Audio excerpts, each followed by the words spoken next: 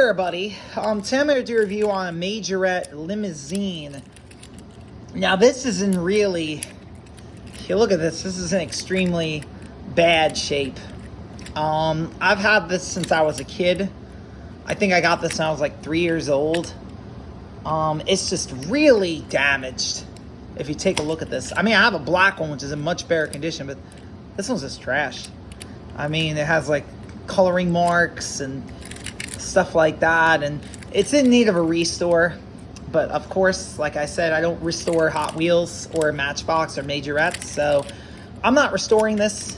But it is in really bad condition. It's has like the thing on the back is like yellowed off, as you can see.